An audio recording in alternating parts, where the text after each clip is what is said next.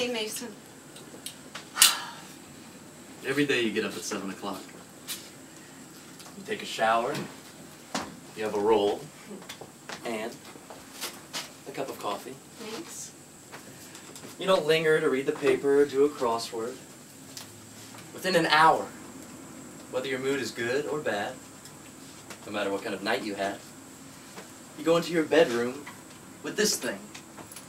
And you stay there, sometimes for 4 or 6 hours, without a phone call, without a break to talk to the super, or old Mrs. Guino, sometimes without even eating. How do you do that? No one is standing over you to give or withhold any kind of reward. What keeps you in there? You see, I'm fascinated. I'm in awe. I've never met anyone like you. You're an artist. You're in the theater. Every art makes demands. I don't need to tell you that. Yes. But it's different with me. Maybe. But you've given up certain things, haven't you? I guess so.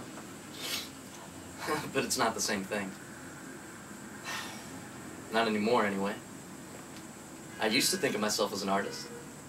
When I first came to New York, I used to sit in my room at the Y and improvise with a coffee cup for hours on end. I was so on fire with the potency of my beautiful imagination. Who knows? Maybe there was something there that with cultivation, maybe, I don't know.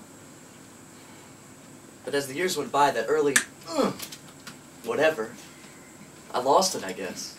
Why? What happened? Who knows how something like that happens? You don't notice it.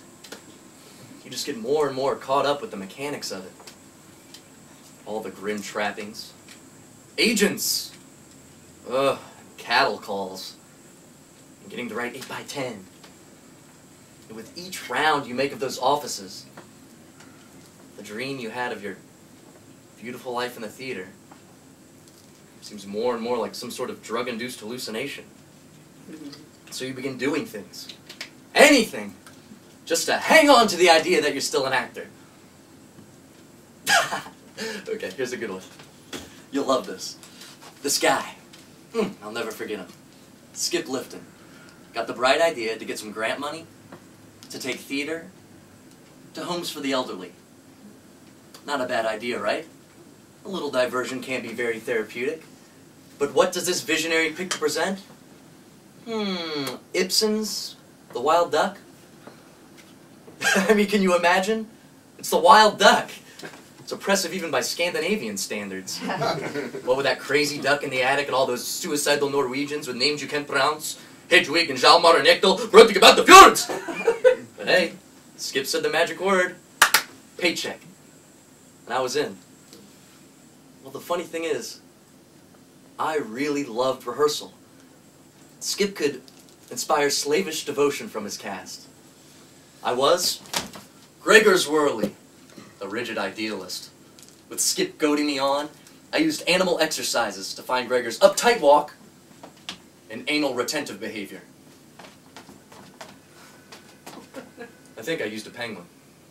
Well, I didn't have much choice. Skip limited us to waterfowl. But that wasn't it. I altered my voice. I wrote a whole character history. I even grew big mutton chops. I never invested so much in a part. So, the big day arrived. We took the van out to West Orange Home for the Elderly. Set up our little stage in the recreation room. Our audience hobbled in, or some were wheeled in. Some people trailed IV drips. Some were mumbling. I began to feel a little nervous. All these people had hearing aids. Would they be able to understand the play through the thick Norwegian accents we were using? Imagine father, poor miserable father, wanted to bring the wild Duke's neck. Now, did you understand that? Exactly. Well, the first scene goes okay, although you could feel a little rumbling. After 5 minutes, though, people started to talk. Others started to get up and leave. Then some guy puts on the TV. Meanwhile, we keep plowing onward, but finally, we get to the part where I articulate the play's central theme. I waddle to center stage. You are like the wild duck, Hjalmar, lost in a poisonous swamp, hanging on to the slimy weeds and moss, until you suffocate in the muck of those murky depths. I pause to let those timeless words sink in. Suddenly, a tiny old lady, as cute as she could be, with a big blue bow in her hair and a polka dot house dress, gets up from her chair and walks to the edge of the stage. I'm thinking, good. The audience is becoming engaged with the play. But as she comes closer, her sweet little face twists into a demonic purple snarl.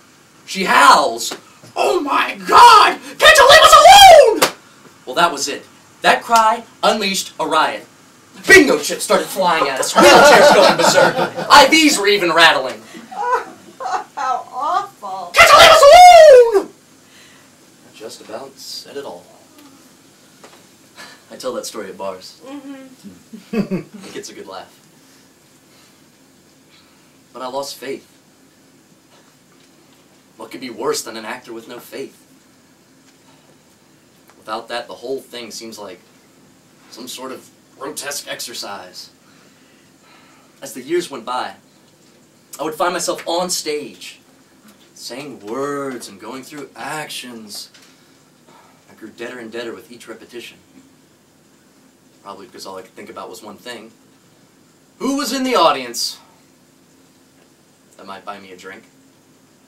I'm not proud of that. Forgive me. I see that you're frustrated, and that's understandable, but I'm sorry, I don't understand your pessimism.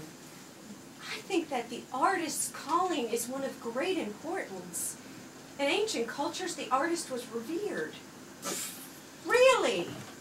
The actor, the musician, the poet, they were the ones that could intercede with the gods on behalf of the people to guarantee that the crops would be abundant, that they would be protected from disease, and through the artist's efforts, they sought divine favor. Maybe it's a little arrogant of me, but I imagine that I serve in that way. That maybe, if I play well, that God will find favor with the people and send the message through me. What could be more wonderful, more thrilling, than to stand in front of a group of people and offer them the fruits of your contemplation? When I practice every day, it's more than just an exercise to give me technical perfection. Although that's certainly a part of it, but it's also a ritual. An offering, I guess you might say. To coax God to whisper to me.